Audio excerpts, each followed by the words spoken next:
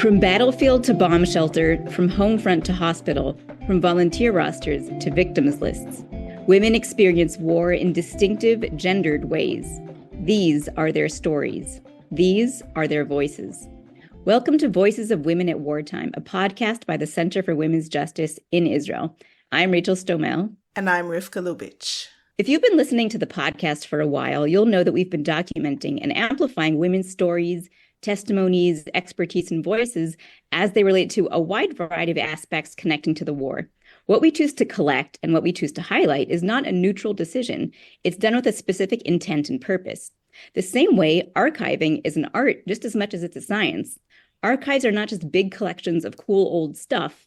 They're carefully curated windows into history that derive meaning from their context, from the people and the times they reflect, and as we're going to talk about today with our guest, from the people who work to collect and preserve them. Today we are speaking with Dr. Sarai Aharoni. Sarai is a senior lecturer and head of gender studies at Ben-Gurion University. She has published articles on gender, peace, and conflict in Israel and co-edited the book Where Are All the Women? UN Security Council Resolution 1325, Gender Perspectives of the Israeli-Palestinian Conflict, 2004. Dr. Aharoni is one of the founding members of the Haifa Feminist Archives at Isha Leisha and has been recently studying feminist community archives. My path is crossed with Sarai's at a number of points in time, and I will just say that we go back many years in being active on various issues connected with feminism, even though last week, in connection with this interview, was the first time that we actually sat down for a chat. Hello, Sarai. Hello. Thanks for being here. On, I think, our second episode, we interviewed Dr. Kochav Elkayam Levi on this podcast, and we know from her that testimonies and evidence from the October 7th massacre are being collected.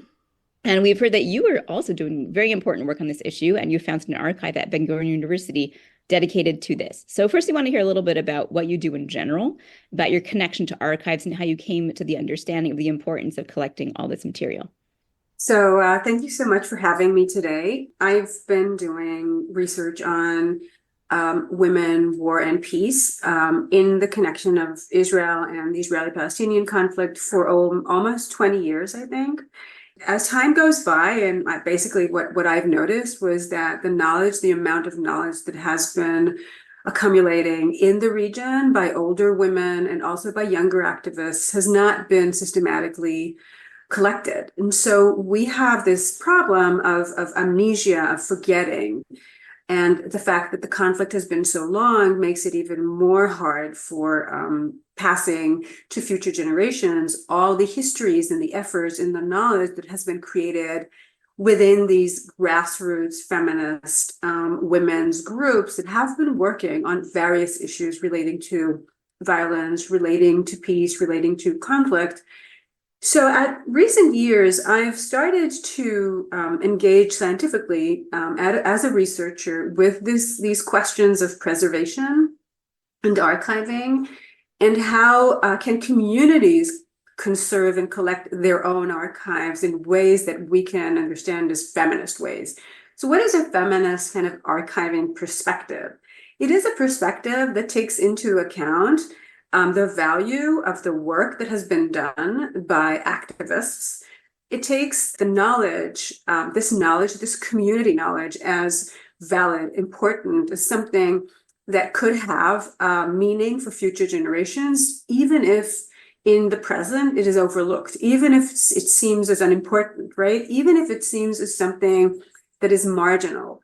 So respecting these histories is a very, very important part of my work on archives and on community archives.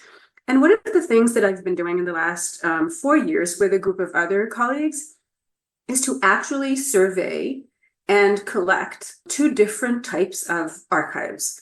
The first relates to archives of the rape crisis centers, and these are archives that include a lot of information about sexual violence and the way women's organizations have been responding by creating hotline services since the late 1970s. So we're talking about 40 years of activism that has not been systematically documented or preserved. And it is a field that raises a lot of ethical and methodological questions. How do we document stories about, sexual violence and about women's and feminist activism concerning sexual violence. And how do we do this? By using what we call a survivor-centered approach or a victim-centered approach, which really puts the survivor or the victim at the center. And this means, how do we minimize harm? This is called do no harm. It is a very important ethical concept that we use when we think about preservation in the future. How do we deal with issues of privacy, right? How do we tell these stories in ways that will make sense to future generations, but at the same time will protect the privacy and the autonomy and, the will of victims themselves and survivors? And these are very old questions. We can ask them, about histories. When we think about Jewish history, right, we can go back to pogroms in the early 20th century, where these questions have been asked within communities, right? So what do we tell our children? How do we talk about violence? And I think that these memories are actually, they do pass, but they have these very strange ways of being narrated within communities. So as a scholar, I'm engaging with these questions on a more kind of analytical levels. It's not about, this is not a family. It is a society we live in. And so what is the historical, professional way to preserve testimonials that relate to sexual violence in some way? So this is one thing that I've been doing for a while. And I've also been in connection with scholars working in Sweden on the Ravensbrück archives, testimonials of women who were survivors of the Ravensbrück concentration camps, and the way their testimonials have been preserved. They have actually been closed for 50 years. This is a collection that was open only in 1995. I just want to ask you a question before you get into the Swedish thing. How many archives are there in Israel at the moment for the rape and sexual abuse? I'm just wondering. These are not official archives. What I am studying organizational archives. These are not public. They don't get any kind of official or formal funding, and they are not run by professional archivists. The archives are organic products that have been created and accumulated over time by groups of activists and professionals that have been developing services, for example, hotlines in the field of sexual violence. Are you trying to pull all the archives together and make them into one big thing? Because I know there's an archive in Isha Isha, and now I see that you're the one who started it.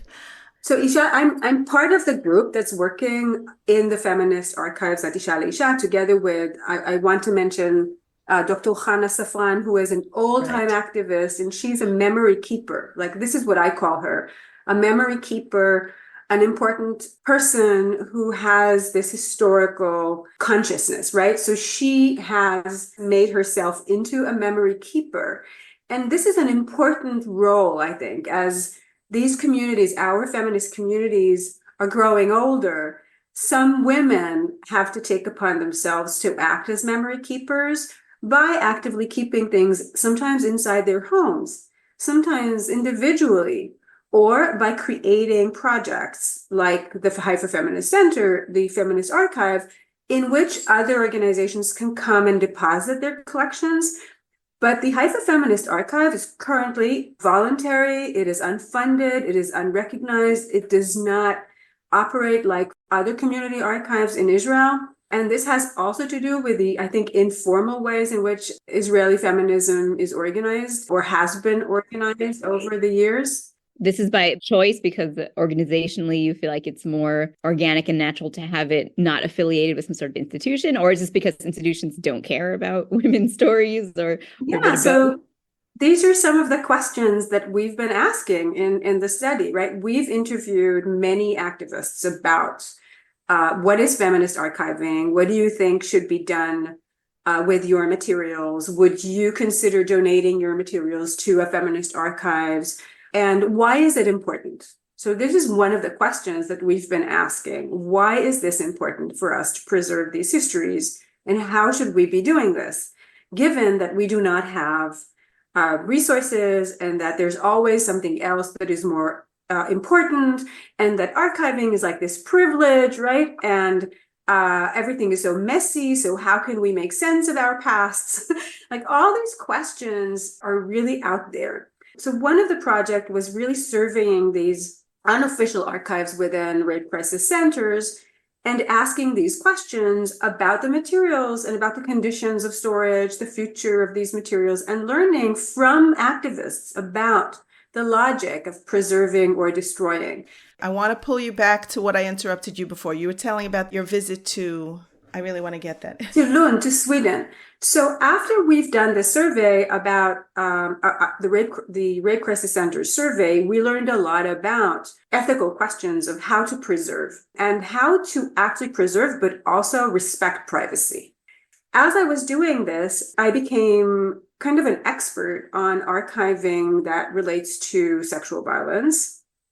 And I was invited by a friend in Lund in Sweden to visit with her the Ravensbrück archives in Lund University. And these are archives that are called the Polish Institute Archives, because it was an institute, a short-lived institute that was created by Polish immigrants in Sweden who worked intensively in a very short time period to collect testimonials by women who arrived in Sweden with the white buses, who survived the Ravensbrück concentration camp. It was a Nazi concentration camp for women.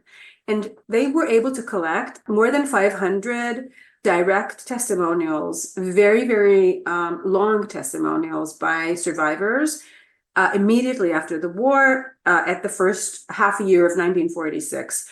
But what I was interested in was not in the testimonials themselves, which are actually accessible through an online website. And, I can give you the link if you want to publish that. It's very interesting with English translations. And so these are accessible to the public. But what I found interesting was the story of the archive, not the testimonials themselves, but rather the way they were collected, the way the group worked, the reasons for collecting, and the historical understanding that these histories are important for the future.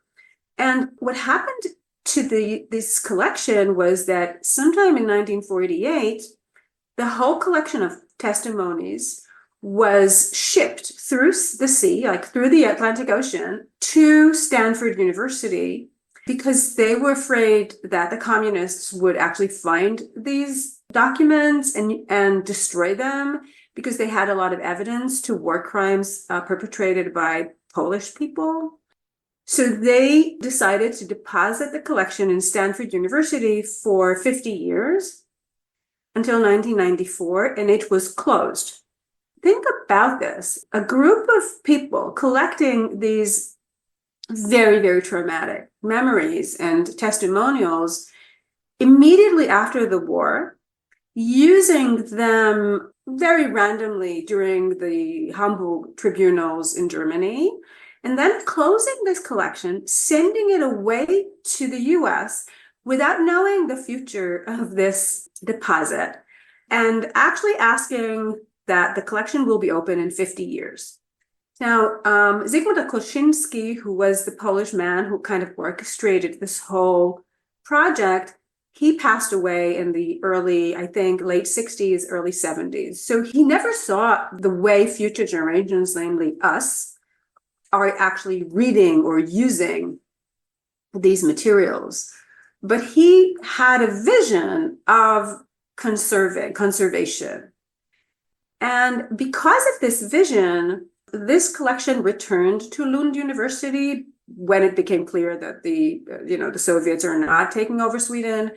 We're talking about 1972. The collection returns. It is closed. In 1994, it opens.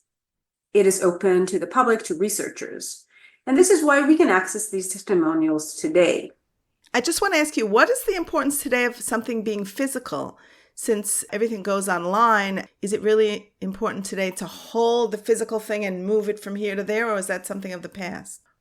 So today, I think the question is not whether or not, because, for example, if we take the October attacks, many of the information we have is digital information. So the Hamas attack has been one of the historical, I guess, characteristics of the attack is the way it was simultaneously documented, broadcasted, filmed by various actors and by various cameras and by different sources. And so the way of collecting, right? So what do we collect? What kind of evidence do we collect? And what types of testimonials? Many of the testimonials are now given or filmed and preserved by digital means, right? We don't use pen and paper today to document stories. We don't type them on a typewriter and then put them in a file, in a cabinet, in an archive. So today there are these technological challenges of the creation of different types of evidence and testimonials, and then the classification and the metadata that we use to describe and categorize and classify information. The ways to preserve this digital archive, like let's think about 50 years, right? If we want to think through the lens of previous generations, how do we preserve a collection that includes private information and relates to lives of, people that may not want to, these people they did not give consent for us to use these videos or films, right? So these are ethical questions about consent and about privacy and about the right for privacy. And I'm very concerned about this. So one of the ways that I deal with these questions, which I've learned from actually my work in the rape crisis centers, is that we need to find ways to protect information in a very responsible way. And responsible ways mean that we need to balance different rights and needs. So people want to know what happened, and people really want to have justice done, and people want to fight denial. And that these are important things, but we also have to consider the right to privacy. We have to consider issues of consent. And especially from a feminist perspective, these are kind of deep values. So one of the solutions is to create collections that are not accessible publicly now, but might be accessible in the future, in 50 years. How do we do this, like technically? These are questions that it is not only me, I'm not the only person who's working on these questions. All those who are engaged with documentation are asking questions about, how of preservation, future preservation. And I don't think we have good answers yet. And I guess that in 10 years or 20 years, we will need to engage again with these materials and to ask, what are the formats and how do we keep preserving them? But also questions of accessibility. Who can get access to different types of information, whether only academic scholars, journalists, legal people who are engaged with legal processes, etc.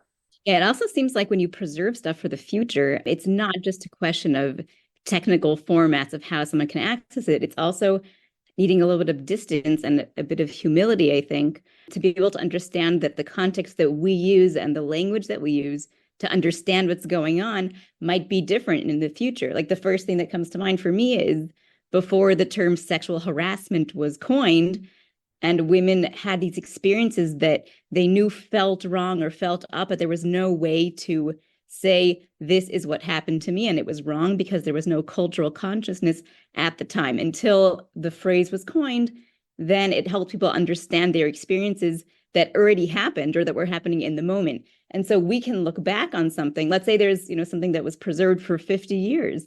And it could be that at the time when it was recorded, or whoever was archiving it, or whoever was conducting the interviews, might not have had the language or the understanding that someone in the future might have. And so when you present something and you preserve something, how do you deal with this kind of, knowledge that you don't fully understand, or that the language that you use might be different than the language that people in the future will use to look at the same material? That's a great question. When we preserve archives, we have to remember that we never know what future generations will be looking for. And we never know how they will make sense of things. And so one of the main kind of principles is that we should try to preserve as much as possible and not organize it too much, because they also need to make sense of things. So for example, we would prefer to not only to preserve direct testimonials, but also to preserve the way the group who documented the testimonials worked, because we want them to know how we thought. We want them to know what kinds of conversations we had about materials that we collected, not only the materials themselves. That might help them understand how we collected and what we thought about what was happening and what were our concerns. For example, just to make it more complicated, our conversation now should be archived together with the archive on, for example, sexual or gender-based violence during the Hamas attack, because we're trying to make sense of this as it is happening. It's like when you're writing a book, you say who you are, because everyone knows today that we've got to know who you are and where you're coming from. Okay, I have a last question for you. What are your thoughts about the silence of the feminists in the world? Because we've been talking about that with a number of our interviewees. Yeah. And it's just hard to accept this whole thing, this whole idea that everyone's so quiet and so I have not condemning it enough. Yeah, I have a more kind of analytical perception of this. And I don't really accept this analysis, because some organizations and some feminists, have actually acknowledged what is happening and are interested. And so the question is not really the feminists or women's organizations, which is for me kind of a blaming technique, because the actual people who are supposed to protect Israeli women were not the international women's, the international community, but rather the Israeli government. So I really think that the politics of blame has something to do with lack of accountability within Israel. So this is one thing that's very important for me to kind of put very directly. And accountability here should be focused on those who are accountable. And those who are accountable are, of course, Hamas, and the fact that the Israeli government was unprepared, unaware, and basically positioned women, men, civilians in a situation of harm and danger. So this is my first reaction. But my second reaction is that, yes, the UN system and the women's mechanism within the UN system have been very, very slow to recognize and to relate and to respond to what has happened in the Hamas October 7th attack to women, including sexual violence. And this is very strange, because they could have endorsed, they could have done this before. And I think that this reflects a bias. It does reflect a bias, and it does reflect ignorance, and it does deeply reflect the fact that some organizations, including UN Women, have actually lost connections with the Israeli women's movement and civil society in the last decade or so. And so they are not aware of what is happening in Israel. And I think this is irresponsible. And I think that they should engage with a deep reform and should really think again about the kinds of connections that they have with grassroots civil society groups, women's organizations in Israel, and that they should adopt a more fact-based approach, grassroots-based approach to their understanding of the conflict. You mentioned that aside from the archive on sexual violence, you're working on another type of archive. Can you tell us a little bit more about that? So the second type of archives that we are surveying is what we call women's peace archives. We have been surveying about 11 different women's peace organizations' archives and their archives that are scattered in private homes and in different places.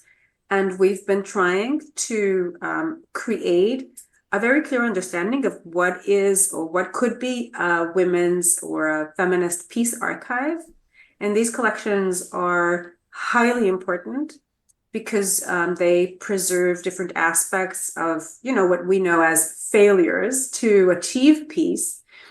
but they also preserve the creativity and, the kinds of ways that feminists have been engaging with injustice, violence, occupation, different issues that have been very important for them over the last, 40 years or more.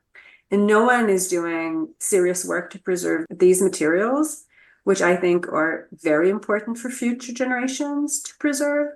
And that is the second kind of archive that we are working on.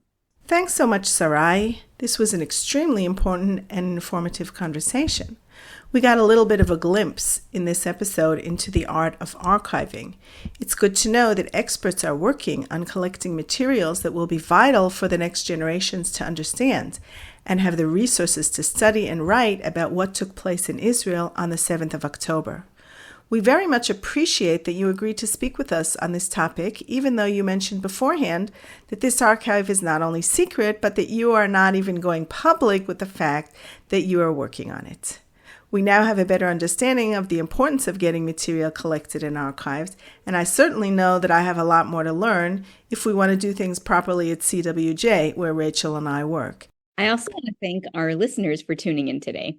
By listening to this podcast and by giving women's voices your attention, you give them power. If you, like us, agree that women's perspectives are essential to the Israeli narrative, subscribe to the Voices of Women at Wartime wherever you get your podcasts and encourage your friends to listen and subscribe too. And if you have thoughts, questions, or comments, we'd love to hear from you. So you can reach out to us on social media, on the Center for Women's Justice page on Facebook, Twitter, Instagram, or wherever. Thank you, Rabbi Scott Kahn, for the recording and editing. I'm Rivka Lubitch, and I was here with Rachel Stomel. Be well and stay safe.